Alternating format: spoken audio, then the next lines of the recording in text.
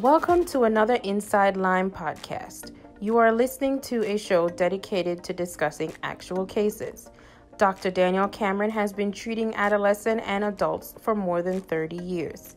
He feels that the best way to get to know Lyme disease is through reviewed actual cases. Please remember that the advice given is general and not intended as specific advice as to any particular patient. If you require specific advice, then please seek that advice from an experienced professional. Now please welcome Dr. Daniel Cameron. Welcome to another Inside Lyme case. I'm Dr. Daniel Cameron.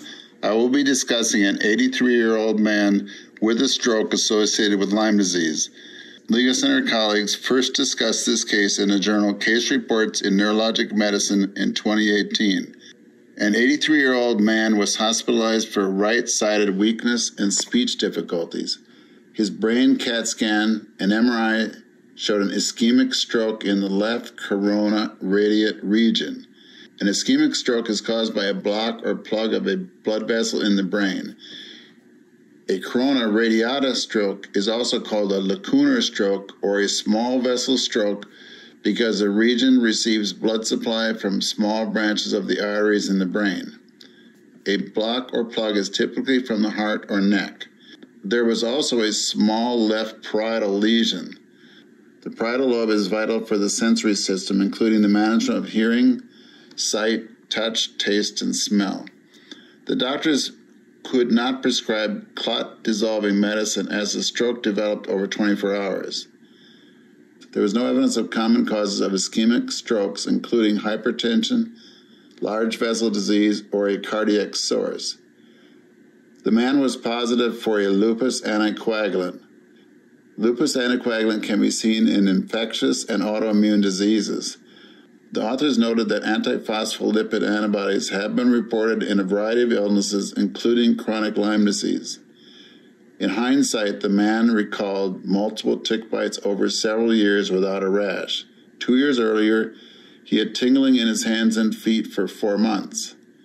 The doctors included a Lyme disease test in their evaluation. The man tested positive for Lyme disease by ELISA and Western blot testing. His spinal tap was positive for Lyme disease. The antibodies in his spinal fluid were more than 27 times higher than antibodies in his blood. The protein level in his spinal fluid was high. His cell count was not elevated. He was diagnosed with probable Lyme disease. He was treated with intravenous ceftriaxone for 14 days. He was able to walk with a cane, but still had a severe right arm weakness. His antiphospholipid antibodies were negative after 6 weeks. There have been strokes associated with Lyme disease, but the number of reported cases are rare and mainly in Europe, according to the authors. The authors advise that Lyme disease be considered in patients living in an endemic area with a history of Lyme disease in the absence of another cause and the presence of specific strokes. The authors listed 2 specific strokes: multi-territorial strokes or vasculitis. This man had a stroke in 2 locations. What can we learn from this case? A stroke can be associated with Lyme disease, albeit rare. What questions does this case raise?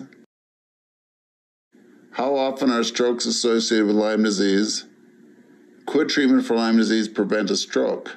And would the man's right-sided weakness have improved if the man had been treated with more than 2 weeks of intravenous antibiotics? Would the man's right-sided weakness have been improved if the man had been treated with more than 2 weeks of antibiotics?